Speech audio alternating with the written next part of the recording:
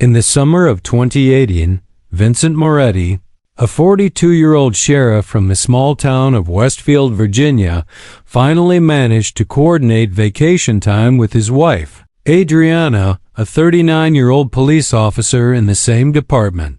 It was a rare synchronicity in their schedules, dedicated law enforcement professionals who seldom took time off together.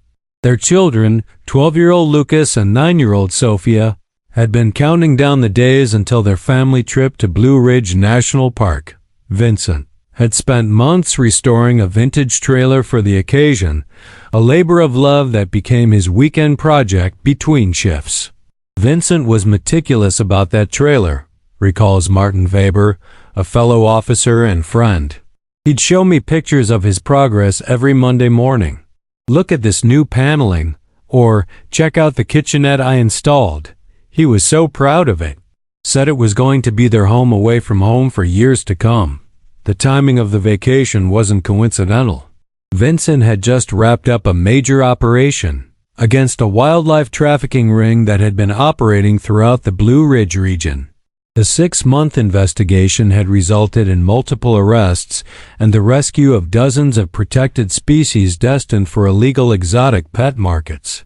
That case took everything out of him, says Weber. Vincent was running on fumes by the end of it. The night of the final arrests, he told me, "I need trees and silence for a while. Nothing but my family and the mountains." What should have been a restorative retreat into nature became the starting point of a mystery that remains partially unsolved to this day. The Moretti family disappeared on July 17, 2018, 3 days into their planned 2-week vacation. The last known communication from the family was a photo sent to Adriana's mother, Elena Ramirez, showing the 4 of them smiling in front of their trailer. The image captured the Morettis parked at Eagles Point, a remote scenic overlook accessible by a narrow unpaved road about 7 miles from the main park entrance. Behind them, the Blue Ridge Mountains stretched to the horizon, bathed in late afternoon sunlight. Vincent had his arm around Adriana, while Lucas and Sophia knelt in front, making silly faces. The message accompanying the photo read, "Finally found the perfect spot. No one around for miles. Going to watch the stars tonight." That photo, time-stamped at 4:37 p.m. on July 17th, became the last glimpse anyone would have of the Moretti family alive. When 3 days passed without further communication, Elena Ramirez grew concerned. It wasn't like her daughter to go silent for so long, even in an area with spotty reception. Adriana always found a way to check in, especially when the kids were along. Ramirez later told investigators, "She would drive to a spot with reception if necessary. When I didn't hear anything for 3 days, I knew something was wrong." Ramirez contacted the Blue Ridge National Park Ranger Station on July 20th.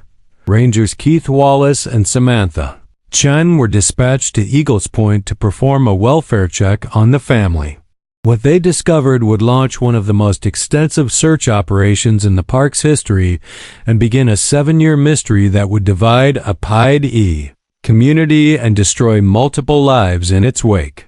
"I've been a park ranger for 17 years, Wallace would later testify. "I've seen bear encounters, flash floods, climbing accidents, but I've never seen anything like what we found at Eagles Point that day. The campsite was in a state of catastrophic disarray. The family's tent, which had been set up adjacent to their trailer, was shredded, the fabric torn apart as if by enormous force. Camping equipment was scattered across a 50-foot radius.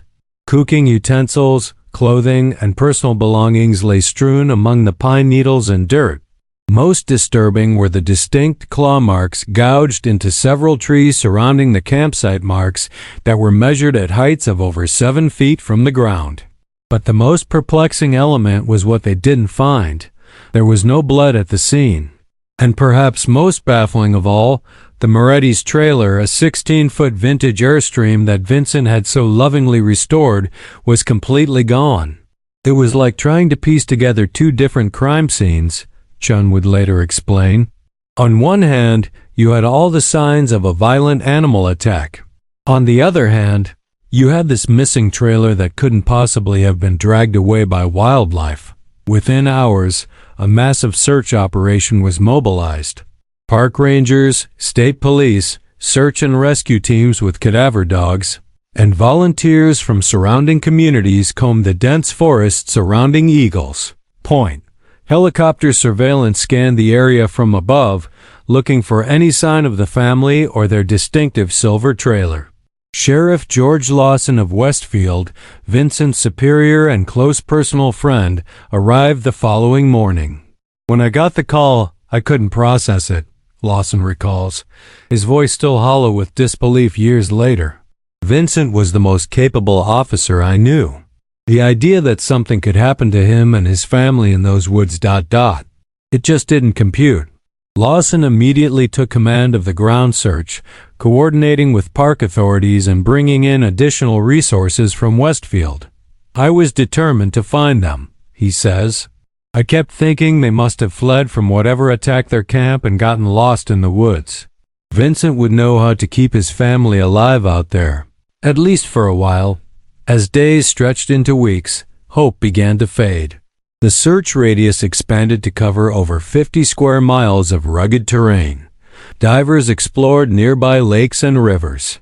Caves and rock formations were examined.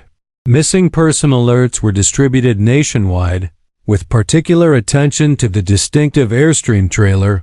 Dr. Marcus Reynolds, a wildlife biologist brought in to analyze the destruction at the campsite, was the first to officially voice what many had already begun to suspect. The claw marks, their height and depth, are consistent with those of an adult grizzly bear, Reynolds stated in his preliminary report. The spacing indicates a large male, possibly 600 to 700 pounds. The shredding pattern of the tent material also suggests a powerful predator attack. When questioned about the absence of blood at the scene, Reynolds offered a theory that would become the foundation of the official narrative. Predators often drag their prey considerable distances from the attack site. A bear of this size could easily carry a human victim a mile or more into the forest before beginning to feed. Yet, even Reynolds acknowledged the puzzling nature of the scene. What's unusual is the thoroughness of it. Bears typically attack when they feel threatened or are attracted by food. This level of destruction suggests something provoked an extreme response. The missing trailer presented an even greater challenge to the bear attack theory. No animal, not even a fully grown grizzly, could move a 16-foot Airstream. Park Director William Hayes suggested an alternative explanation at a press conference 3 weeks into the search. "We believe we're looking at two separate incidents. First, a wildlife attack at the campsite, followed by an opportunistic theft of the abandoned trailer, likely by someone unaware of the tragedy that had occurred."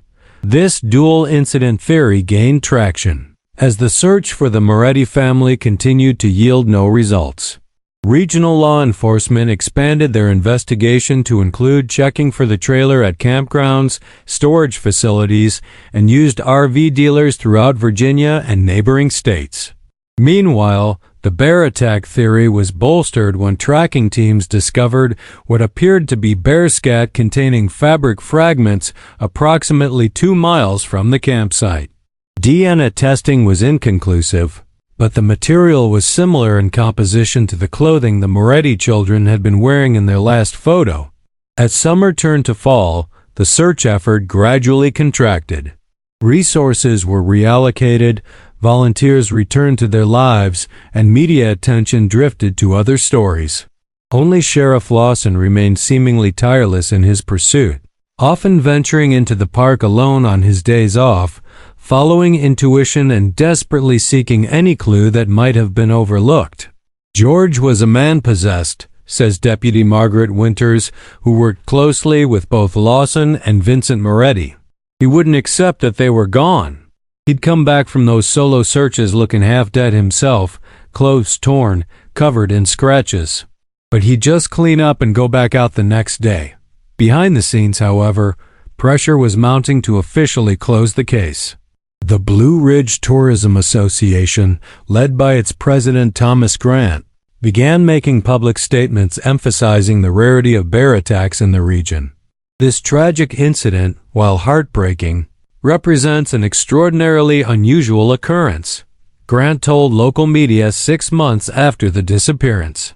Blue Ridge National Park has welcomed millions of visitors over the decades with an impeccable safety record. We must remember that while we mourn with the Moretti family's loved ones, we also have a responsibility to accurately represent the overwhelming safety of our natural spaces. Grant, a charismatic figure who had transformed the region's tourism industry over the previous 5 years, was known for his passionate advocacy of wildlife conservation alongside recreational access. His organization began subtly pressuring park officials to reach a conclusion that would provide closure while minimizing long-term damage to the area's reputation as a family-friendly destination. Director Hayes increasingly aligned with this position. At some point, we have to accept the most probable explanation, even when it's difficult, he stated in a departmental memo that later became public. All evidence points to a bear attack with victims that we may never recover due to the vastness of this wilderness and the efficiency of the natural decomposition process. By January 2019, 6 months after the Moretti family's disappearance, the official search was officially suspended. The case remained open, but active investigations ceased except for following up on occasional reported sightings of the trailer, none of which panned out. For most of the public, the narrative was settled. A tragic bear attack had claimed 4 lives in a remote corner of the park, followed by an opportunistic theft of their trailer. A sad but straightforward explanation that allowed everyone to move on. Everyone except for Adriana's cousin, Elena Cortez. Elena had been abroad working on a wildlife conservation project in Montana when the Moretti family disappeared. By the time she returned to Virginia, the case was already cooling. A biologist specializing in large predator behavior, Elena was immediately skeptical of the official explanation. "Bears don't behave this way," she insisted during a tense meeting with Sheriff Lawson in February 2019. "I've studied grizzlies for over a decade. They don't attack without provocation, especially not in a popular camping area. And they certainly don't leave no blood evidence whatsoever at an attack site." Lawson, exhausted from months of fruitless searching and facing increasing pressure from county officials to focus on active cases, was unsympathetic to Elena's theories. "With all due respect to your expertise, Miss Cortez, you weren't here," he responded. "You didn't see the destruction, the claw marks, the tracks." Every wildlife expert who examined the scene reached the same conclusion.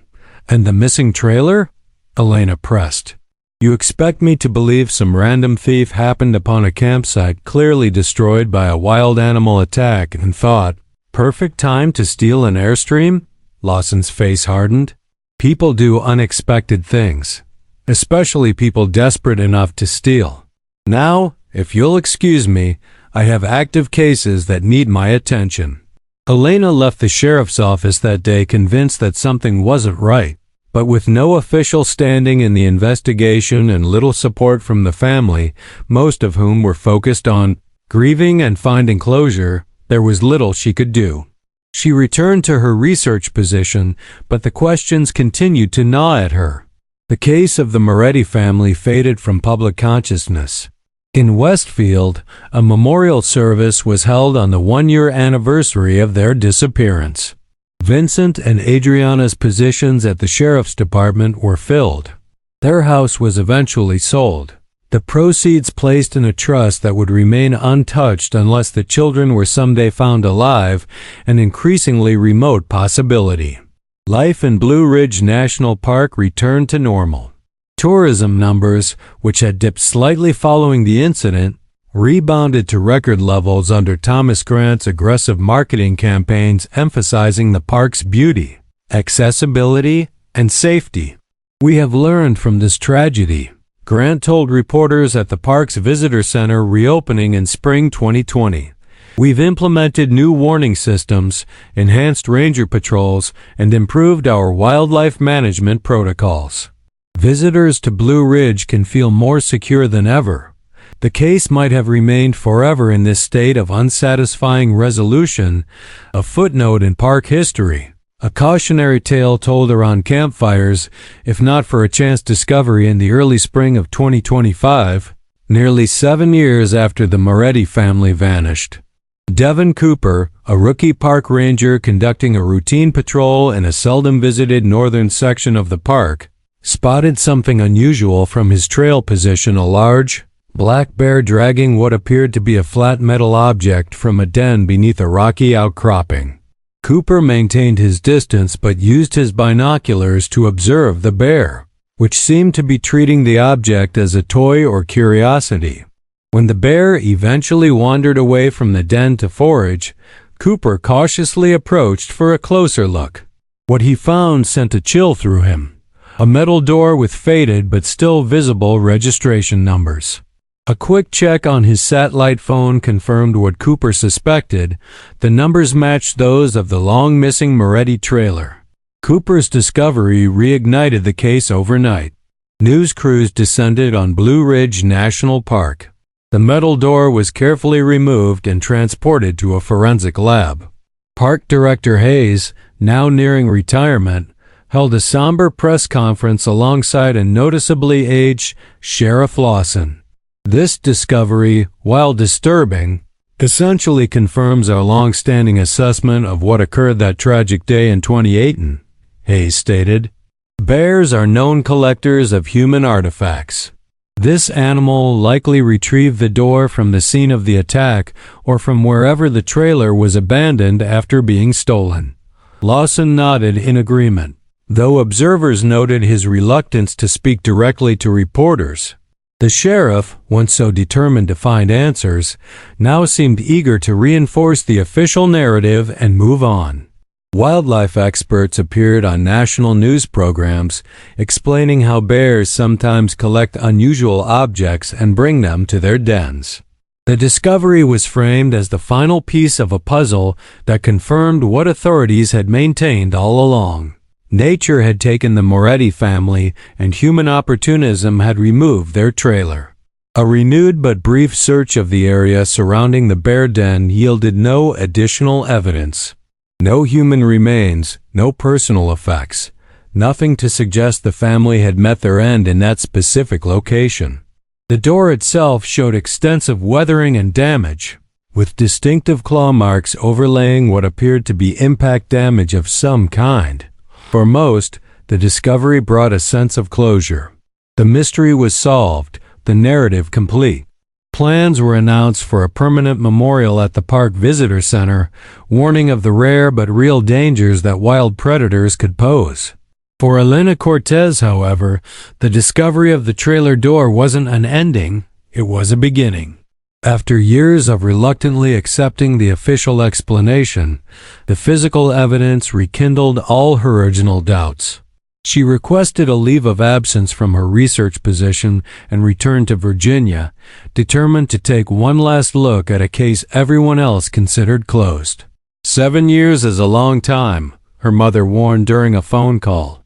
You're reopening wounds that have barely healed. Adriana is gone. Those beautiful children are gone. What good can come from digging into this now? The truth, Elena replied simply. Something about this has never made sense. And now, with this door turning up after all this time, I need to know what really happened to them. What Elena couldn't articulate, even to herself, was the nagging suspicion that had grown within her over the years. A suspicion that the convenient narrative of a bear attack followed by opportunistic theft wasn't just incomplete, it might be entirely manufactured. She arrived in Blue Ridge with no official standing, no access to evidence, and facing resistance from nearly everyone connected to the case. But she did have one crucial advantage: specialized knowledge that none of the original investigators possessed. Within days of her arrival, Elena would discover something about the recovered trailer door that would shatter the official narrative and set her on a collision course with those who had worked so hard to establish it. What began as a personal quest for closure would uncover a web of deception reaching back years before the Moretti family ever set foot in Blue Ridge National Park, a web with the power to destroy careers, reputations, and lives. The wilderness had kept its secrets for 7 long years.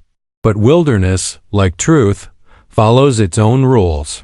And sometimes, just sometimes, both find unexpected ways to come to light. Elena Cortez's first stop in Blue Ridge was the regional forensic laboratory where the recovered trailer door was being processed. As a research biologist with credentials from the University of Montana's Wildlife Conservation Center, she managed to secure a brief examination of the evidence before it was archived. The lab technician, a young woman named Jessie Harmon, seemed surprised by Elena's interest. "Most people are satisfied with the bear theory," she remarked, sliding on latex gloves before retrieving the door from a secure evidence locker. "Everyone's moved on." The metal door lay on the examination table under bright fluorescent lights, its once gleaming surface now dulled by years of exposure to the elements. Deep scoring marks crossed the aluminum in jagged patterns, unmistakably the work of bear claws. But something else caught Elena's trained eye immediately. Beneath the animal markings were distinct gouges and dents that appeared mechanical in nature. "Has anyone commented on these impact marks?" Elena asked, pointing to a series of uniform indentations along the door's edge. Harmon shrugged. "The report mentions damage consistent with forcible removal. They figured the thief used tools to detach it from the trailer." Elena frowned, leaning closer. "May I swab the edges?" "I'm not authorized to let you collect samples," Harmon said hesitantly. "I understand. Would you mind if I brought something close to examine it?" No contact with the evidence. When Harmon reluctantly agreed, Elena removed a small UV penlight from her bag and shone it along the door's damaged edge. Under the ultraviolet light, traces of a residue fluoresced with a distinctive bluish glow. "Interesting," Elena murmured. "What is it?" Harmon asked, professional curiosity overcoming her reluctance. "I'm not entirely sure," Elena lied smoothly. "Could be many things." "Has the lab run a chemical analysis on the door edges?" Harmon checked the documentation. "Just the standard tests for human biological material." "Nothing found," Elena nodded, mind racing. She recognized that fluorescence pattern. It was characteristic of certain tranquilizers used in wildlife management, particularly those containing teletamine. As a wildlife biologist, she'd use similar compounds when tagging bears for research. The presence of such a substance on the trailer door raised disturbing questions about the official narrative. Leaving the lab, Elena checked into a small motel on the outskirts of the nearby town of Millbrook. In her Spartan room, she spread out newspaper clippings, case notes she'd collected over the years, and printed copies of the original search reports that she'd managed to obtain through professional connections. The discovery of chemical residue on the door demanded context. If someone had used animal tranquilizers in connection with the Moretti disappearance, the implications were staggering. The bear attack theory would need to be fundamentally reconsidered. Elena pulled out her laptop and began researching Vincent Moretti's final case before his disappearance. The wildlife trafficking operation he'd helped dismantle had been significant, a network spanning multiple states, dealing primarily in protected species destined for exotic pet collectors. After hours of digging through archived news reports and public court records, a name emerged repeatedly: Raymond Miller, a former veterinarian convicted of supplying the trafficking ring with the means to sedate and transport exotic animals. Miller had been sentenced to 5 years but was released on parole after serving just 18 months, approximately 6 months before the Moretti family's disappearance. During his trial, Miller had apparently made veiled threats toward Vincent. A courthouse reporter had quoted him saying, "That cop has no idea what forces he's messing with. He'll learn that nature can be cruel when you least expect it." At the time, Those words were dismissed as the empty rhetoric of a desperate man facing imprisonment. In light of the chemical residue on the trailer door, they took on a more sinister dimension. The next morning, Elena drove to the Westfield Sheriff's Department, hoping to speak with Sheriff Lawson about Miller's potential connection to the case. The department had changed little since her last visit years earlier. The same faded brown carpet, the same fluorescent lighting that made everyone look slightly ill, the same coffee stain on the ceiling above the water cooler. Lawson kept her waiting for nearly an hour before finally ushering her into his office, a space dominated by fishing trophies, and a large map of the county marked with colored pins representing active cases. "Miss Cortez," he greeted her, not bothering to rise from behind his desk. "I thought we'd covered everything years ago. The trailer door changes things." "Sheriff," Elena said, remaining standing when he didn't offer her a seat, "I believe there may be chemical evidence that contradicts the bear attack theory." Lawson's expression remained impassive, but his knuckles whitened slightly as he laced his fingers together. "The door was found in a bear den." "How exactly does that contradict anything?" "Bears collect objects, yes, but they don't apply veterinary tranquilizers to trailer doors." A flicker of something surprise, concern, perhaps both crossed Lawson's face. "What are you talking about?"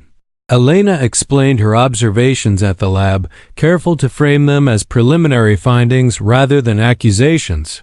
"I believe someone may have used animal tranquilizers as part of whatever happened to the Moretti family. Given Vincent's last case before his disappearance, Raymond Miller seems like someone worth investigating." Lawson's reaction was immediate and dismissive. "Miller is a dead end. We looked into him thoroughly at the time." "Did you?" "I don't see his name mentioned in any of the case reports." "Not everything makes it into official reports." "Ms. Cortez, we followed proper procedure." "Then you won't mind if I speak with him myself." Lawson stood abruptly, his chair rolling back against the wall. "This case has been active for 7 years. You think you can waltz in here and solve it in a day? Miller is a convenient suspect, an easy target. You're wasting your time. Maybe. But it's my time to waste."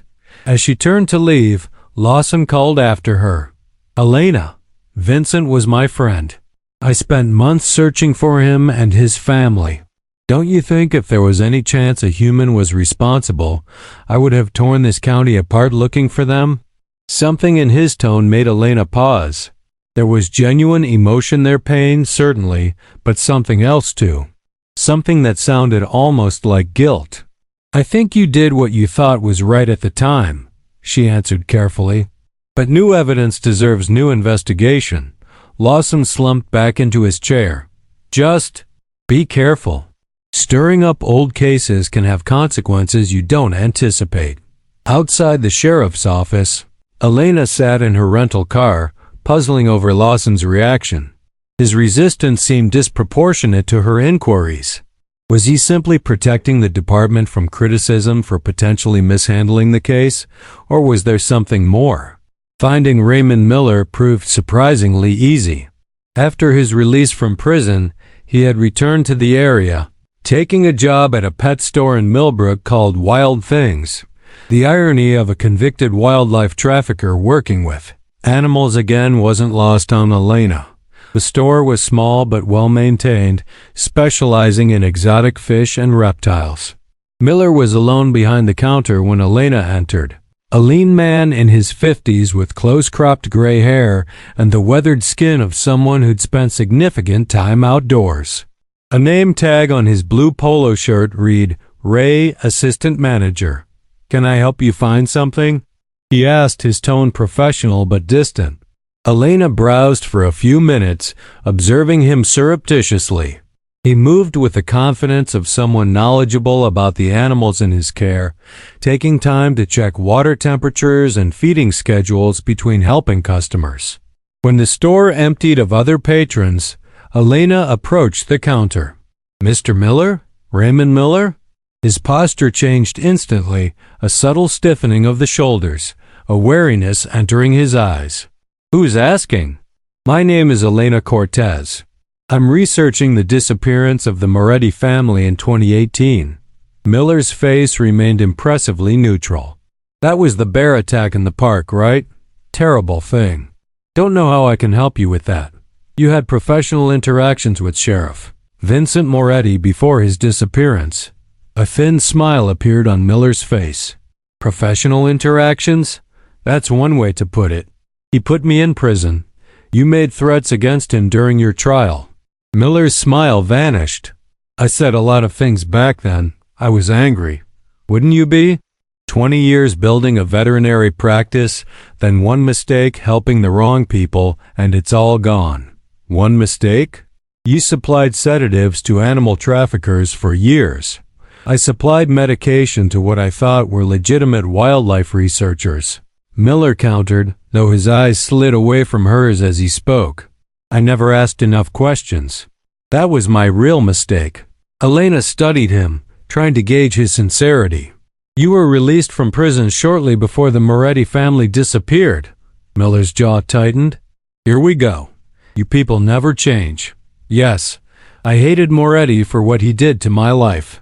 No, I didn't track him down in a national park and feed him to a bear, if that's what you're implying. I'm not implying anything. I'm asking questions. Well, I answered them for the police 7 years ago. And I'll tell you what I told them. I was in Richmond the entire week the Morettis disappeared, meeting with my parole officer and interviewing for jobs. There are records, witnesses. So unless you think I'm some kind of wilderness ninja who can teleport, you're barking up the wrong tree. There was something performative about his indignation, a sense that he delivered this speech before and refined it over time. But there was also a hint of something else that caught Elena's attention. When she mentioned the Morettis, his eyes had briefly flicked to a specific spot on the wall behind her, as if checking for something. Elena turned and saw a community bulletin board covered with flyers for pet adoption events, lost animal notices, and local business advertisements. Nothing stood out as relevant to their conversation. You know, Miller said, his tone softening slightly, that sheriff ruined my life for loving exotic animals. Ironic that he ended up being killed by one, isn't it? The comment sent a chill through Elena. The case isn't officially closed, Mr. Miller. He shrugged. 7 years, no bodies found. Sometimes the wilderness keeps its secrets. As Elena left the pet store, she couldn't shake the feeling that Miller knew more than he was saying. His alibi for the time of the disappearance seemed solid, but his attitude, that mixture of resentment and almost satisfaction about Vincent's fate suggested, at minimum, a problematic personality. Over the next few days, Elena expanded her investigation. She interviewed former park rangers who had participated in the original search, spoke with members of the Blue Ridge Tourism Association, and drove out to Eagles Point to see the Moretti's last known location for herself. The scenic overlook remained beautiful but remote, accessible only by a narrow gravel road that wound through dense forest before opening onto a vista of rolling mountains. Standing there, Elena tried to imagine the scene as it might have been 7 years earlier. A family setting up camp, children exploring the nearby woods, the vintage Airstream gleaming in the late afternoon sun. How had it gone so wrong? If not a bear attack, then what? And why had everyone been so quick to accept that explanation? Her questions led her to William Hayes, the recently retired park director who had overseen the original investigation. Hayes had moved to a retirement community in nearby Staunton, but agreed to meet Elena at a local diner. I don't know what more I can tell you, Hayes said, stirring his coffee absently. Age had not been kind to him. At 72, he looked a decade older, with trembling hands and cloudy eyes. We followed every lead, conducted the most extensive search in park history. Yet you concluded it was a bear attack despite some contradictory evidence, Elena pressed. Hayes sighed heavily. Look, I've spent my life in park management. When something like this happens, there's always pressure. From above, from the community, from tourism interests. Everyone wants answers, closure. Even if those answers aren't accurate. His gaze sharpened momentarily. We went where the evidence led us. Bear tracks, claw marks, scat containing clothing fibers. What would you have had us do? Tell the public there were killer bears in the park? Or that unknown human predators were targeting families? Either way, panic ensues, livelihoods are destroyed. So tourism concerns influence the investigation. Hayes set down his spoon with deliberate care. I didn't say that. The Tourism Association was understandably concerned, yes. Thomas Grant was particularly vocal about protecting the park's reputation while being respectful to the victims. But the investigation followed proper protocols. The mention of Grant's name triggered a memory. Elena had seen his name frequently in news reports about the case, always advocating for a swift, definitive conclusion that would allow the community to heal and move forward. Tell me about Thomas Grant, she said. Hayes seemed surprised by the change in subject. Thomas? He's been the best thing to happen to this region in decades. Transformed our tourism industry, modernized our marketing approach, brought in millions in development funds. Before he arrived, Blue Ridge was just another struggling rural area. Now we're a destination. When did he come to the area? About 5 years before the Moretti incident, I believe. Why? Elena made a mental note. That would be around 2013, well before Vincent's investigation into wildlife trafficking had begun. Just trying to understand the community dynamics at the time. Did Grant and Sheriff Moretti know each other? Hayes frowned. Not that I recall. They moved in different circles. Vincent was law enforcement, focused on his cases. Grant was business, tourism, community development. I doubt they had much interaction. As their conversation wound down, Hayes offered a parting thought that would prove more significant than Elena could have known at the time. You know what always bothered me about the case? The trailer. We never found it, just that door this year. If it was stolen after the attack, why hasn't it turned up? A 16-foot vintage Airstream isn't exactly inconspicuous. Elena spent that evening in her motel room, researching Thomas Grant. On paper, he was impressive.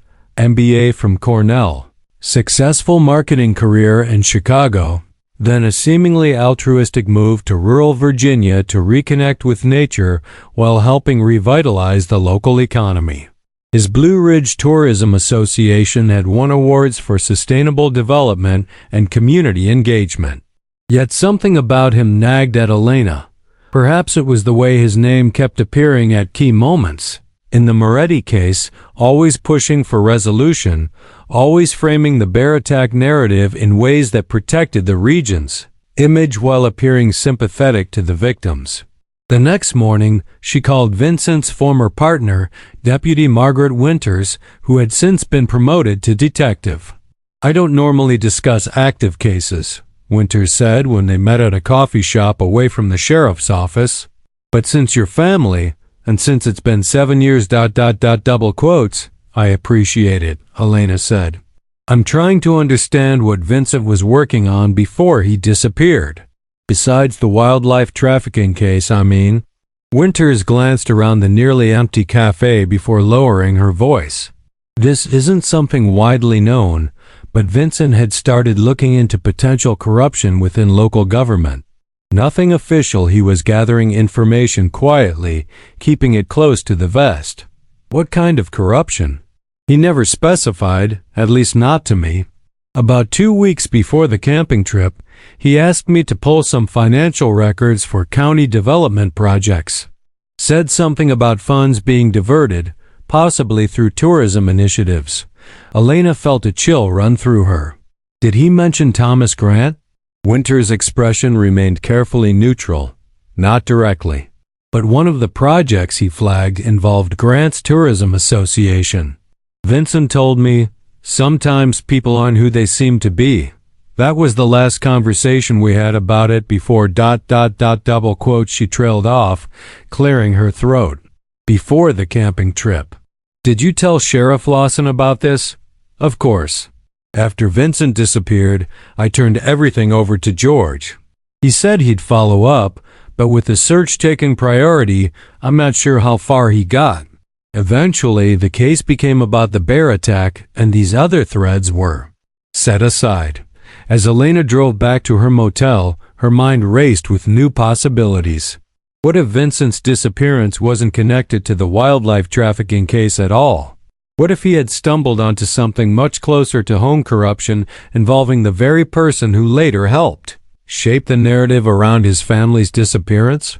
That evening, Elena noticed a black SUV parked across from her motel room. When she returned from dinner, her room had been searched subtly but unmistakably. Her papers were in slightly different positions. Her laptop had been moved a few inches from where she'd left it. The message was clear. Someone knew what she was investigating and wanted to intimidate her. Rather than deterring her, the intrusion only strengthened Elena's resolve. The next morning, she drove to the county records office and requested files on all major tourism development projects approved in the 5 years before the Moretti disappearance. The clerk seemed confused by the request. These are public records, but there's hundreds of pages. What exactly are you looking for? I'll know it when I see it, Elena replied. Hours later, surrounded by stacks of documents in a back room of the records office, Elena found something that made her blood run cold. A permit application for a wildlife photography workshop led by Thomas Grant in 2013 included a photograph of Grant demonstrating camera equipment to a group of tourists. The man in the photo was indeed the same Thomas Grant who currently headed the tourism association, but Elena recognized him from somewhere else as well. 5 years earlier, while consulting on a wildlife trafficking case in Montana, she had reviewed files containing photos of suspected network members. One of those photos showed a man identified as Leonard Katz, a suspected middleman for exotic animal buyers. Thomas Grant and Leonard Katz had the same distinctive scar along the jawline. Elena's hands trembled as she made a copy of the photograph. If Grant was indeed Katz, it would mean that Vincent Moretti's final wildlife trafficking case and his informal corruption investigation had been circling the same target, a man who had reinvented himself and embedded deeply into the community. A man who subsequently helped shape the narrative around the Moretti family's disappearance. As she left the records office, Elena noticed the same black SUV from the previous night parked across the street. This time, she took a photo of its license plate before driving away, taking a circuitous route back to her motel to ensure she wasn't followed. That night, a warning arrived in the form of a crudely typed note slipped under her motel room door. Some mystery should remain in the forest. Elena sat on the edge of her bed, staring at the note. She had come to Blue Ridge seeking answers about her cousin's family, driven by scientific skepticism about the bear attack theory. What she had found instead was something far more complex and dangerous, a web of potential corruption, false identities, and powerful local interests with reasons to maintain the status quo. The prudent course would be to take her suspicions to federal authorities, step back, and let them investigate. But federal investigations moved slowly, and evidence that had already waited 7 years might not survive much longer. Besides, she had no proof, yet just theories, coincidences, and a growing sense that she was getting closer to a truth that someone wanted to remain hidden. Elena picked up her phone and called her supervisor at the Montana Research Center. Jim, I need to extend my leave of absence. There's something I have to see through here. Later that evening, she stood at her motel window, watching as rain began to fall on the Blue Ridge Mountains visible in the distance. Somewhere in those mountains, her cousin Adriana and her family had met a fate that had been deliberately obscured for 7 years. I'm going to find out what happened to you, she whispered to the darkening landscape, no matter what it costs me. What Elena couldn't know was just how high that cost would ultimately be, or how close she already was to a truth more terrible than she had imagined. The morning after receiving the threatening note, Elena awoke to find her rental car's tires slashed. The message was escalating from intimidation to active sabotage. After calling for a replacement vehicle, she walked to the local diner for breakfast, hyper-aware of every passing car, every lingering glance from strangers. The waitress, a woman in her 60s named Dorothy, recognized her from previous visits. "You're the biologist looking into the Moretti case, aren't you?" she asked while refilling Elena's coffee. "Word travels fast around here." Elena nodded cautiously. Dorothy lowered her voice. "My nephew Jake used to work at the salvage yard outside town. Years back, he found something that might interest you. He doesn't talk about it much, got scared off somehow, but he's at the garage down on Maple if you want to ask him yourself." An hour later, Elena stood in the grease-stained office of Thornton's Auto Repair, facing a man in his mid-30s with calloused hands and wary eyes. Jake Thornton seemed reluctant to speak at first, glancing repeatedly toward the garage door as if expecting interruption. "I don't know why I'm even talking to you," he said finally. "Nothing but trouble came from finding that thing." "What thing, Jake?" He wiped his hands on a shop rag, a nervous gesture rather than a practical one. "That trailer. The Moretti trailer. I found it about 3 weeks after they disappeared." Elena's heart raced. "The entire trailer? Where?" "Up in the north section of the park. There's old logging roads that aren't on tourist maps. I was scouting for scrap metal, which wasn't strictly legal, I admit. Found it wedged against some trees at the bottom of a ravine, like it had rolled down there." "Did you report it?" Jake's laugh was bitter. "Yeah, I did. Called the sheriff's office anonymous-like. Next day, 2 deputies show up at my place, tell me they know it was me who called, and that I'd be facing felony charges for trespassing and theft if I didn't keep my mouth shut about the trailer." "Deputies working for Sheriff Lawson?" Jake nodded. "Said they'd already been to the location and found nothing but an abandoned campsite. Called me a liar, a thief, but I know what I saw. That silver trailer was smashed up pretty bad, but it was definitely there." "What did you do with it?" "I went back a week later, thinking to salvage some parts since no one seemed to care. But it was gone, just gone. Figured the deputies had moved it after all." He hesitated. "Except?" "Except what?" "One of the doors had come loose in the crash. I took it as proof, you know. Kept it in my shed for years, thinking someday I'd show someone, prove I wasn't crazy or lying. Then last winter, someone broke into my shed.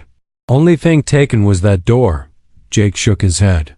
"Next thing I hear, some ranger finds it in a bear den this spring. Convenient, right?" Elena processed this information carefully. If Jake was telling the truth, it meant someone had deliberately staged the discovery of the trailer door and the bear. Den further evidence that the bear attack narrative had been manipulated from the beginning. "Do you remember exactly where you found the trailer?" Jake hesitated again. "Look, I got kids now. A business. I can't get mixed up in this again. People died, Jake. A family." His shoulders slumped. "There's a limestone formation locals call the Devil's Chimney. Trailer was at the bottom of the ravine just east of there. But I'm telling you, it won't be there now." Elena thanked him and left, her mind racing with implications. Jake's story contradicted the official timeline.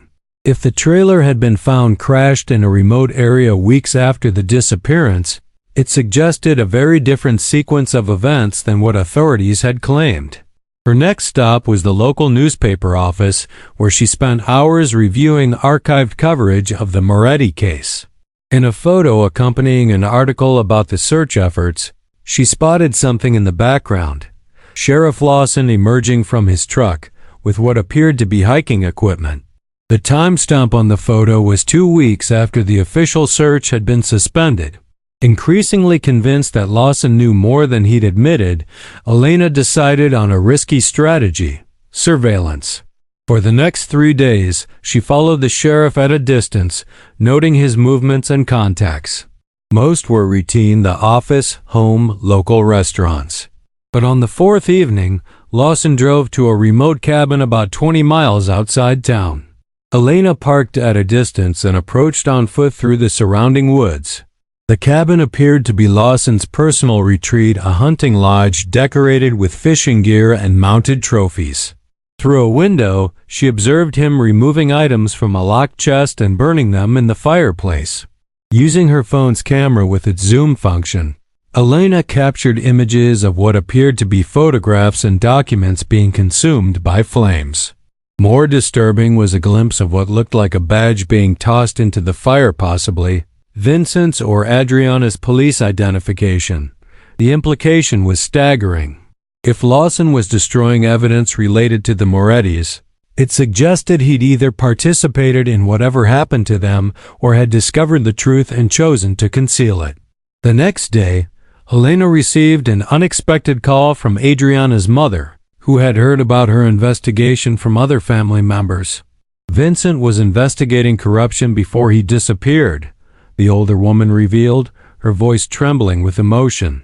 He told me he discovered someone with a hidden past, someone who had infiltrated the community.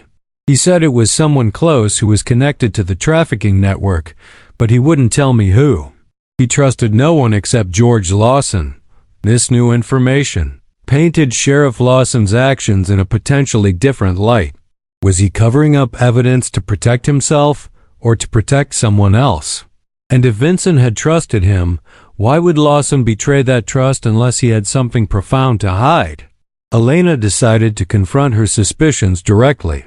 Using the photograph that suggested Thomas Grant was actually Leonard Katz, she created a small file of evidence and emailed copies to her supervisor in Montana, her attorney, and several trusted colleagues' insurance in case anything happened to her. Then she drove to the Blue Ridge Tourism Association office. Grant's assistant initially tried to deflect her, claiming he was in meetings all day, but Elena's persistence eventually gained her access. Thomas Grant's office reflected his public persona. Photos of Blue Ridge Wilderness adorned the walls. Conservation awards lined a shelf, and a large topographical map of the national park dominated one wall. Grant himself projected calm authority, a man in his 50s with silver-streaked dark hair and the confident bearing of someone accustomed to being respected. The scar along his jawline was partially concealed by a well-trimmed beard. "Ms. Cortez," he greeted her with practiced warmth, "I've heard you've been asking questions about the unfortunate Moretti incident. How can I help?" Elena placed the photograph from the county records on his desk. "I'd like to talk about your previous identity, Mr. Katz." The change was subtle but unmistakable, a tightening around the eyes, a slight shift in posture. For a split second, Grant seemed to consider denying it, but then his expression settled into something harder, more calculating. "Close the door," he said quietly. Once they had privacy, Grant or Katz leaned back in his chair, studying Elena with new intensity. "You've done impressive research. Most people don't connect those dots. Vincent Moretti was about to." A flicker of something annoyance perhaps crossed his face. Vincent was persistent. Too persistent for his own good. Did you kill him because he was closing in on your real identity? Because he knew you were connected to the wildlife trafficking network he'd been investigating? Grant's laugh held no humor. "You've constructed quite a narrative, but you have no proof of anything except that I changed my name years ago, which, while perhaps ethically questionable, is not illegal. I think there's more proof out there. In a limestone cave near the Devil's Chimney, for instance." That hit home. Grant's composure faltered momentarily. "You've been busy. I've just gotten started." Grant stood and walked to the window, looking out at the mountains visible in the distance. "Do you know what I've accomplished here, Miss Cortez? I've helped transform a dying rural economy, created jobs, protected thousands of acres from development, all while working with conservation groups to preserve wildlife habitats, built on a foundation of lies, and possibly murder." He turned back to her, expression unreadable. "Be careful making accusations you can't support. People who rush to judgment often find themselves discredited, or worse." The threat hung in the air between them. Elena stood to leave. "I'll find the truth, Mr. Grant, or should I say Mr. Katz." His response chilled her. Some truths are better left buried in the wilderness, Miss Cortez, for everyone's sake. As she left the Tourism Association building, Elena noticed the now familiar black SUV parked across the street. This time, she took a direct approach, walking straight toward it with her phone raised to take pictures. The vehicle pulled away quickly, but not before she glimpsed the driver, one of the deputies who worked closely with Sheriff Lawson. The surveillance confirmed her suspicions that Lawson was monitoring her movements. But was he doing so on Grant's behalf, or for his own reasons? Rather than return to her motel, Elena drove directly to the national park. If Jake Thornton's information about the Devil's Chimney was accurate, and if Grant's reaction was any indication, there might be evidence still hidden in that remote location. The limestone formation was not on tourist maps, but was known to locals and serious hikers. Finding it required a 4-mile trek from the nearest access road, following a creek that cut through increasingly rugged terrain. As the afternoon sun filtered through the forest canopy, Elena felt a growing sense of both determination and dread. Whatever she discovered here would change lives forever, including her own. The Devil's Chimney itself was impressive, a towering spire of weathered limestone with a narrow fissure running its length, giving it the appearance of a massive stone smokestack. The ravine Jake had described lay to the east, a steep declivity choked with underbrush and fallen trees. Elena made her way carefully down the slope, searching for any sign of the trailer's former presence. Years of erosion and vegetation growth had obscured most evidence, but about halfway down she spotted something unnatural. A patch of disturbed ground near the base of a large oak tree, as if something heavy had been dragged across it. Following this trail led her to a narrow opening in the limestone wall, the entrance to a cave partially concealed by dense foliage. Elena hesitated at the threshold. Without proper equipment, entering a cave system could be dangerous.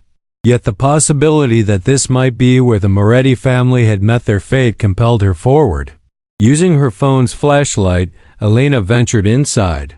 The entrance passage widened after about 20 feet, opening into a larger chamber with a ceiling high enough to stand beneath.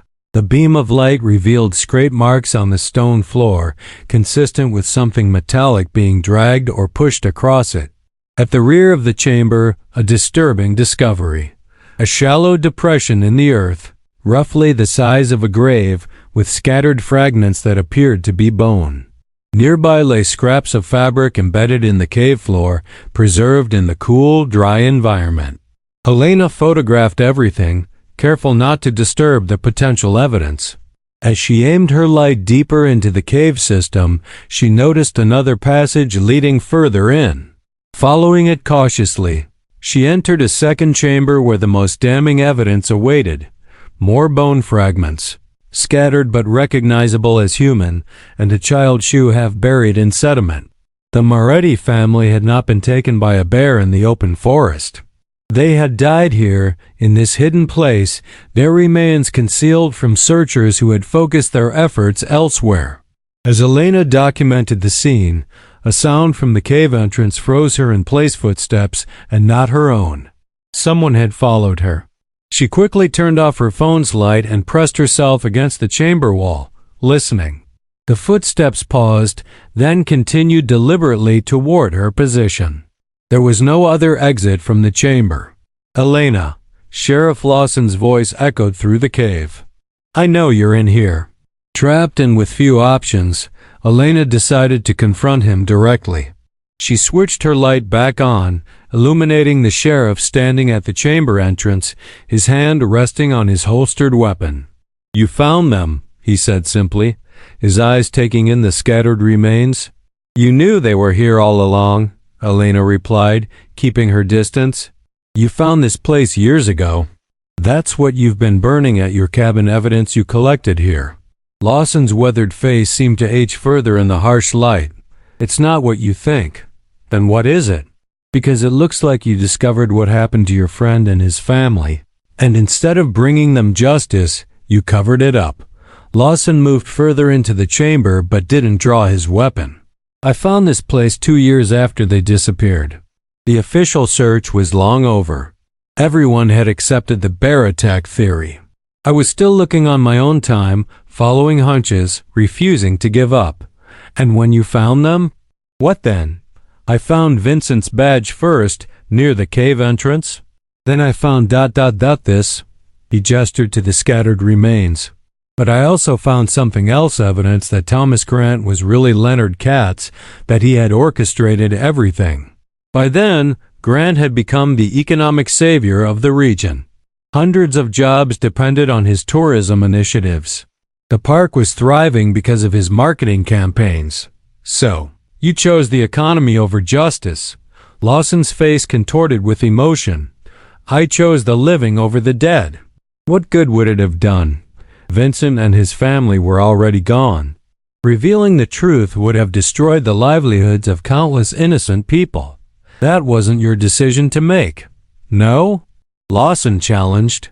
Vincent was my best friend. You think he would have wanted his death to ruin the community he served? To see families lose their homes, businesses close, the town he loved wither away? I think he would have wanted the truth. I think he died pursuing it. A heavy silence fell between them, broken only by the distant drip of water somewhere in the cave system. Finally, Lawson spoke again. You don't know what happened here. What Grant did, then tell me. And so, standing amidst the scattered remains of the Moretti family, Sheriff George Lawson finally revealed the truth he had concealed for 5 years. Vincent was getting close to discovering Grant's real identity.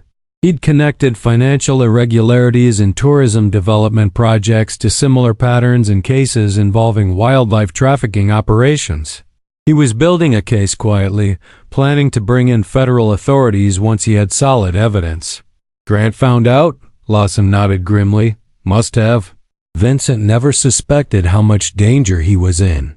He'd mentioned his camping plans to several people at the department. It wasn't a secret.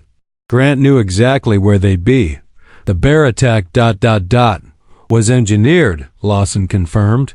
When I found this place, I also found tranquilizer darts, the kind used in wildlife management. Later, I pieced it together.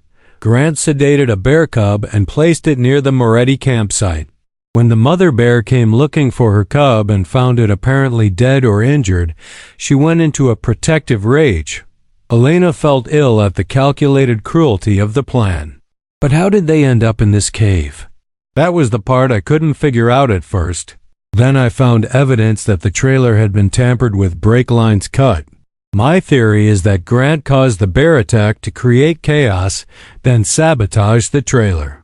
The family must have managed to escape the initial bear attack by getting into the trailer and driving away. But with the brakes failing on those mountain roads ... double quotes, they crashed near here and sought shelter in the cave, Elena finished. Injured, trapped, miles from help, Lawson nodded. Grant must have followed them, made sure they couldn't escape. Whether he finished them himself or just left them to die from their injuries, I don't know. But he made sure they were never found. Until you found them, yes. The single word carried the weight of years of guilt. And you chose to protect him. I chose to protect Westfield, Lawson corrected. By the time I discovered this place, Grant had embedded himself so deeply into the region's economy that exposing him would have caused a collapse. I told myself Vincent would have understood. Elena studied the man before her, not a villain, but someone who had made a devastating moral compromise and lived with it for years. What now? Lawson seemed to deflate. Now it ends. You've done what I couldn't bring myself to do. You've exposed enough that the truth will come out. Will you testify against Grant? I'll do what I should have done 5 years ago. Everything I know, everything I found, it's all documented. I kept records, even as I was burning the physical evidence. As they exited the cave together, the setting sun cast long shadows across the forest floor. In the distance, the sound of vehicles approaching suggested that Lawson had not come alone. But rather than reinforcements to stop Elena, he had brought a forensic team. "I called them after I realized where you were headed," he explained. "It's time." In the days that followed, the cave was thoroughly processed for evidence. The remains of the Moretti family were carefully recovered and identified through DNA analysis. Forensic examination confirmed what Lawson had suspected. The bodies showed signs of both animal attack and trauma from a vehicle crash, as well as evidence of tranquilizing drugs and bone tissue. When confronted with the mounting evidence against him, Thomas Grant attempted to flee but was apprehended at a private airfield outside Roanoke. During his interrogation, faced with the forensic evidence and Lawson's testimony, Grant eventually confessed to the elaborate murder scheme. "Moretti was getting too close," he admitted with disturbing detachment. "I'd built a new life here after the mistakes of my past. I wasn't going to let some small-town sheriff destroy everything I'd created." His confession revealed the chilling precision of his plan, studying the park's bear populations to identify a mother with cubs, using his knowledge of wildlife behavior to predict the mother bear's reaction, sabotaging the trailer's brakes to ensure the family couldn't escape the area. When he discovered they had survived the initial attack and crash by taking refuge in the cave, he had simply sealed the entrance with rocks and left them to their fate. Years later, when the Suketeer Jake Thornton had stumbled upon the trailer wreckage and removed the door, Grant had orchestrated the planting of that door in the bear den to reinforce the animal attack narrative and close the case permanently. In a televised press conference following Grant's arrest, Sheriff Lawson publicly resigned, admitting his role in concealing evidence. "I betrayed my badge, my community, and my friend," he stated, his voice breaking. "I convinced myself I was protecting this town, but in reality, I was only protecting a murderer and my own reputation. For that, I will never forgive myself." The trial of Thomas Grant, revealed to be Leonard Katz, became national news. He was convicted on 4 counts of first-degree murder and sentenced to life imprisonment without possibility of parole. Sheriff Lawson, in exchange for his full cooperation, received a suspended sentence but was barred from ever working in law enforcement again. The Moretti family finally received a proper burial in the Westfield Cemetery, attended by hundreds of community members. The economy of the region, despite fears, did not collapse with Grant's exposure. Instead, a renewed commitment to ethical tourism and wildlife conservation emerged, led in part by Elena Cortez. Using a portion of the settlement from a wrongful death suit against Grant's estate, Elena established the Moretti Wildlife Safety Foundation, dedicated to promoting understanding of animal behavior and protecting both wildlife and humans in natural spaces. The new memorial placed at the Visitor Center of Blue Ridge National Park makes no mention of bear attacks. Instead, it simply states, "In memory of Vincent, Adriana, Lucas, and Sophia Moretti, the wilderness holds both beauty and darkness. May we seek truth in both." As for the bear and cub that were unwitting instruments in Grant's scheme, park biologists eventually identified them through DNA analysis of hair samples preserved from the original crime scene. They continue to live in the remote northern section of the park, a reminder that in this case, as in so many others, the true predator was never the wildlife, but the human who manipulated both animals and perception to conceal his crimes. 7 years after their disappearance, the wild truth of what happened to the Moretti family finally emerged from the shadows. Not through the savagery of nature, but through the persistence of those who refused to accept a convenient narrative when evidence suggested a darker, more complex reality. In the end, it was human determination, not animal instinct, that brought justice to a family lost but never forgotten in the misty valleys of the Blue Ridge Mountains.